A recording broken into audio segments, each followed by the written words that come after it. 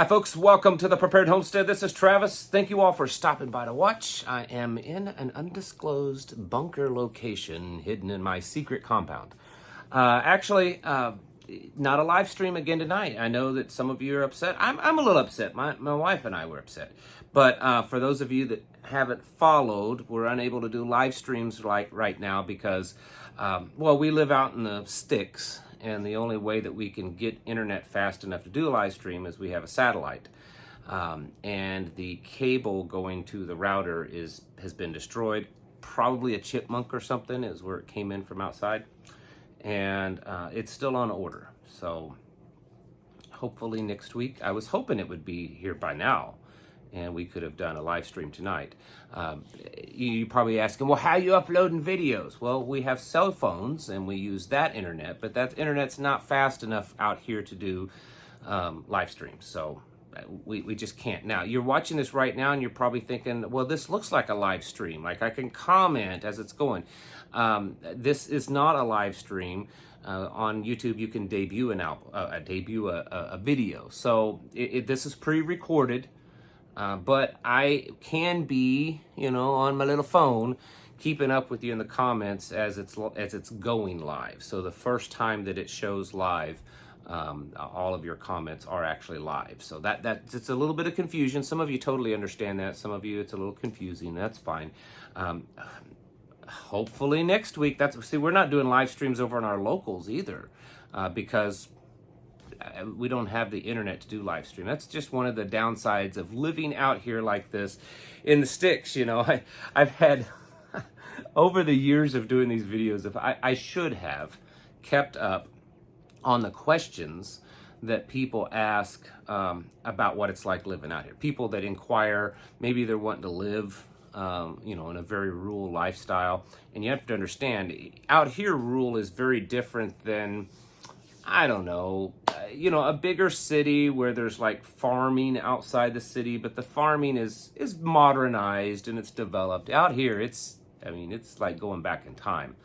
And some of the questions I get are kind of funny. Do they have delivery service, pizza delivery service? Most people think, if you have Amazon Prime, for those of you that have Amazon Prime or something like that, in a bigger city, and you can order stuff and sometimes get it that same day, and if not the next day, the best that we can get out here is 7 days, between 5 and 7 business days. Sometimes it's a week and a half if we order something online before we get it delivered out here. So it's anyways. I know most of you don't care about that, but it's supposed to be a live stream night, and on a live stream night, it's not a normal video. We just carry on and talk, and it's a little bit more low key and a little bit more personal. So this is a different, even though it's pre-recorded, it's a different kind of video. Try to make it kind of like a live stream. It's a little difficult not having your feedback as I'm speaking. So, but anyways.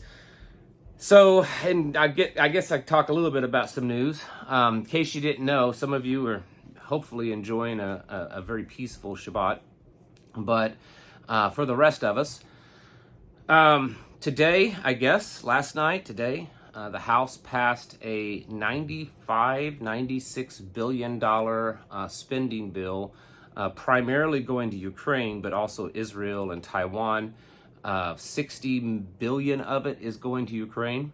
Did you watch the video there in the House that when they passed it?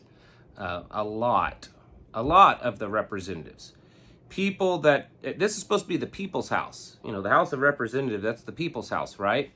And they were cheering and waving Ukrainian flags inside Congress. Now, if that's not a sign that they're bought and paid for, an insurrection. Remember the insurrection where, they were carrying Confederate flags and stuff, but it's okay for the congressmen to be waving Ukrainian flags. That's okay. There's nothing wrong with that. That's not an insurrection. It's been an insurrection from the globalists and the Marxists. That's what it is. If you still think that your vote matters or that you're going to vote your way out of this,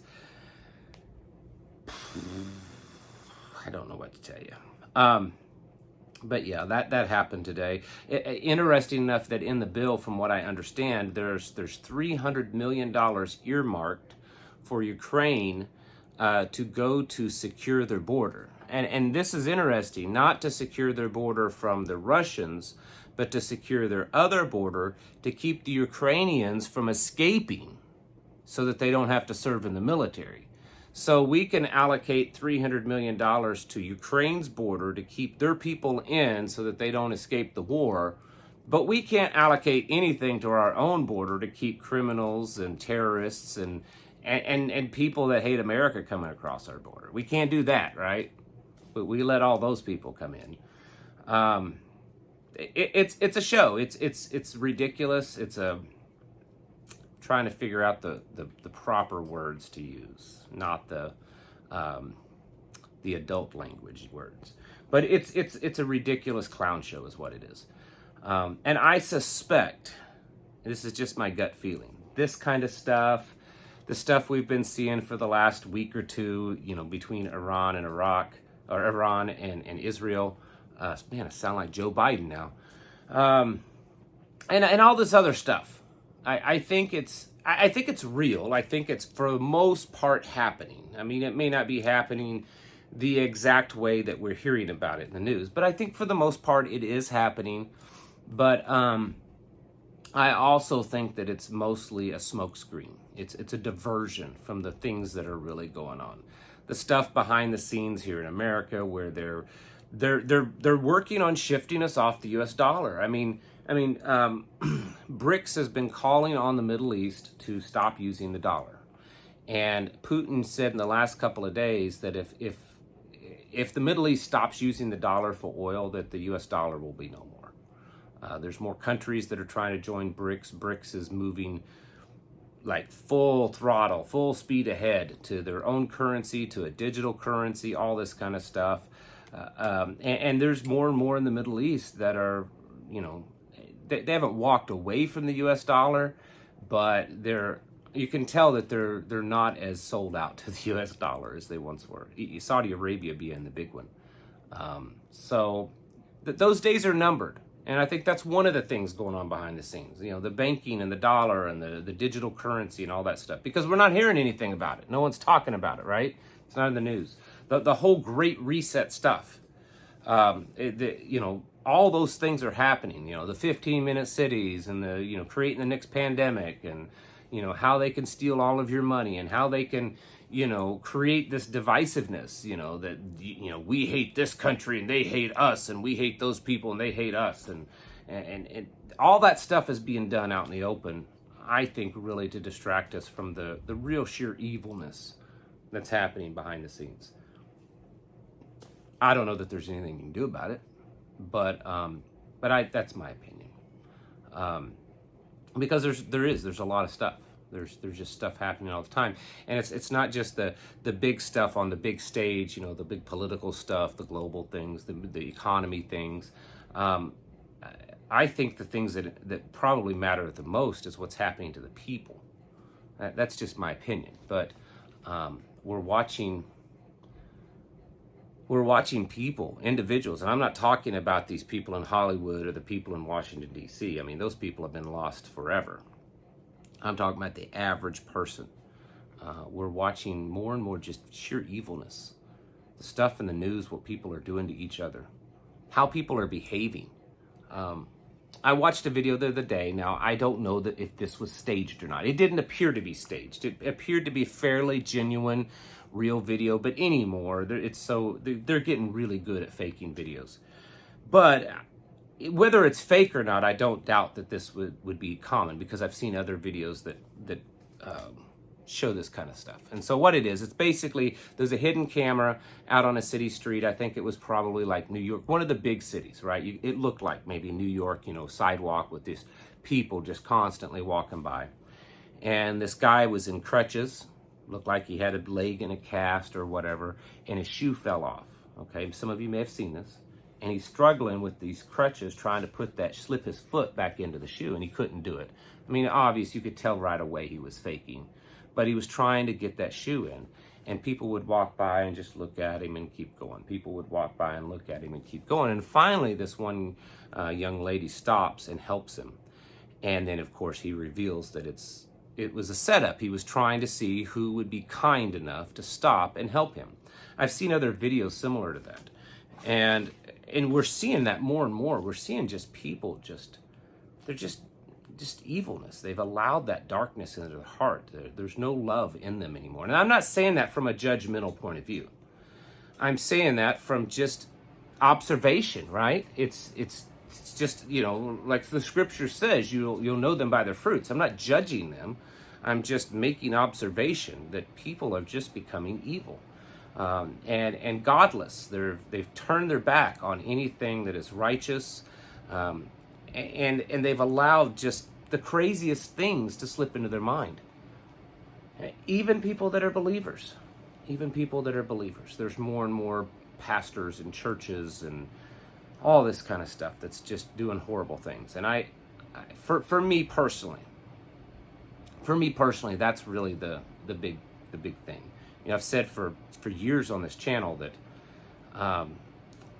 even if the world's economy, even if we weren't in $35 trillion in debt, and the dollar wasn't getting weaker and weaker, and there wasn't wars in the Middle East and wars in Russia and Ukraine, and there wasn't all this hostility and stuff, if we didn't have a joke of a president, all of these things, if all of these things were healthy, the American economy, the American supply chain, if everything was healthy, and the only real problem that we had was all of this immoral behavior, the trans stuff that they're pushing, the godless stuff, all of that. If that was the only thing that was happening in our world, to me, that would be enough to wake me up and get prepared. It would be enough for me to get on my knees, draw closer to the Father, and to get my home and my family and my community of people as prepared as possible, because I would see that as such a monumental thing, just that alone, that it would compel me to get ready. And yet, the problem is now is we have all of these other things, the things that I mentioned, those are happening at the same time too. And I think too many times we forget what's happening to that very, for the lack of better words, the very soul of this nation. I'm not saying that there is a literal soul, but you know what I'm saying. Some of you want to get all technical, but you know what I'm saying. To me, that alone is bad, and it is bad enough. And it's not just the far left. It's not just the ones that already hate God. It's not just the ones that consider themselves atheists or anything like that, because those kind of people have always existed. Maybe more so now than ever before, but they still have always existed. I'm talking about believers. I'm talking about people that call themselves Christian, all this kind of stuff. They may be Torah observant, whatever the belief is, and that they claim that they're doing the right thing and they're doing the godly thing, when in fact they're just, I don't know, and I don't want to sound judgmental, but they're spreading evil. And that's where it's getting hard, folks. Our own friends and family, people that we know, accepting more and more, becoming more and more divisive, doing things that we all know are wrong. They know that they're wrong deep in their heart if they search it long enough, but it's happening. And I think that's where we're seeing, personally, that's where we're seeing the real evilness slip in. And we're heading in a real bad direction, as nice as I can put it. So anyways, trying to think of something nicer, happier to say. Don't want to end it on such a negative Debbie Downer moment. We're having our big meeting tomorrow morning. Well, it's not tomorrow morning, tomorrow afternoon. Which is Sunday, April 21st. Same time, same place that we've always had it before, here in South Central Missouri. So please come out. I think this is going to be an amazing video. Amazing meeting. I make too many videos, folks. Amazing meeting. So we've got his name's Mike. He's from Iron Survival. Some of you know who he is. Some of you know his stuff. This guy has a school here in the Ozarks. that focuses on, tactical combat training, survival training. This guy has a resume as long as your leg when it comes to, military, special operations, State Department, DOD, all of this stuff in his background. Very, very highly trained person.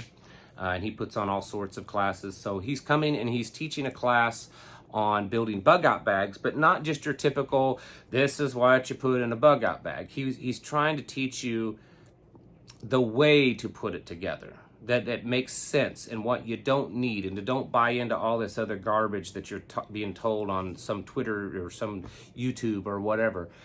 What your basic necessities, and then how to put it together so that it works for you. Because if you're just throwing all the stuff in and an emergency happens and now you're digging through it, and anyways, I think it's going to be a really good class. So he's our main speaker. We also have a guy named Ron Calzone. I don't know, so if you live outside of Missouri, you may not know who he is. But Ron Calzone has been around for over 20 years as a grassroots organizer here in the state of Missouri, and he's coming to kind of give an update on what's going on in our state with laws and stuff. And then I don't really know if I'm supposed to tell this or not. So I'm going to, do what I want and ask for forgiveness later. Zach Bauer from An American Homestead is going to be there. He's been coming ever so often. He lives a few hours away, so it's not convenient for him to come every month. But every few months when he's able to, he'll come up here. So I did hear, I think, and this isn't a confirmation, but I believe that Zach Bauer from An American Homestead, and a lot of you know who that is, big YouTube channel, super amazing guy. He really is a good guy. Forget about whatever you've heard about him. That's a joke. He's a good guy. But anyways, he'll be there tomorrow also. And it's just our normal good fun family gathering. So try to come out if you can. Other than that, be focusing a lot right now, I would guess, on food. Your basics. Your basics are always good to focus on. Food, medical, ammunition, water. Your basic stuff is really the best thing to do. And when I say food, I want to put a strong emphasis on the production of food. Yes, it's good to have food stored. Everyone should. But that's just a Band-Aid. It's no different than when I tell you that your medical supplies should be more than just a little IFAK. IFAKs are great. I mean, we've got them everywhere. I've got them in the vehicles. We have them, here in the house in different places. I'm not putting down IFAKs at all. But you need to have way more than an IFAK. That's just a one-time use kind of, just quick fix. You need to have the supplies. Same thing with food. Stored food, canned food, freeze-dried food is great, and everyone should have that. But it's just a Band-Aid. It's a temporary fix. You need to be producing food. Everyone needs to produce food. That's really in the end how we got into this predicament, is that we are no longer producing our own things for our own needs. We've become highly dependent upon the system. One time ago, we as a people, as Americans, our ancestors, 2, 3, 4, 5 generations ago, really not that far back, for the most part, produced what they needed. I mean, they bought things that they wanted. They bought things that were conveniences, but they produced what they needed, even going back to the old homestead era back in the 1800s. Yes, people would travel once or twice a year to the local store to stock up on staples and stuff, but most of that stuff they didn't need. They would go and they'd buy enough coffee beans for the year. Could they live without coffee beans? Certainly. They would buy sugar, and they would buy some flour, and a few other things that would make their lives pleasant, more pleasant. It was conveniences. But could they survive on their own? Yeah, most of them could. Most of them knew how to grow and raise enough food and wild harvest, hunt and forage and stuff, that they didn't need to go to town to survive. They went to town, once a year, once every 6 months or so, to get things that made life a little bit more pleasant. We need to get to that point of being capable of that. Doesn't mean you're living that way now. You just need to be capable of that. Are you capable If you really had to, could you survive? And I know most of you, some of you are thinking, well, yeah, of course. But you'd be surprised how few people actually are able to do that. If food was cut off, how long would they live? If water source was cut off, how long would they live? Without either dying or running to, their local FEMA camp. You'd be surprised how many people. That's why we have to be different. We have to be as self-sufficient as possible. And having a community is a big way to make that easier. And I know some of you are like, oh, here he goes again, community. A community doesn't have to be that elaborate. It can just be 4 or 5 families that live within a 3 or 4 square mile of each other that share the same beliefs and same interests, and that has a mutual level of trust with them, that they can get along and that they can work together. I mean, that's a community right there.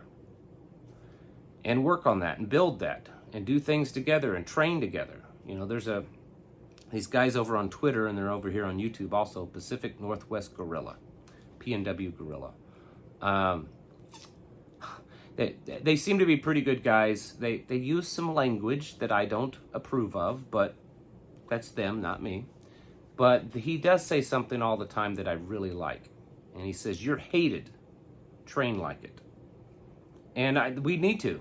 We should be training like it. And we're hated not just by the far, far left, but we're hated by people that claim to be conservative, people that claim to be Christian, people that claim to be Torah. We're hated by those people too. And so you need to be training like it. You need to be living like it. You need to be preparing like you are hated, because we are. We are. Folks, you need to get ready. Get your houses in order. Get your stuff going.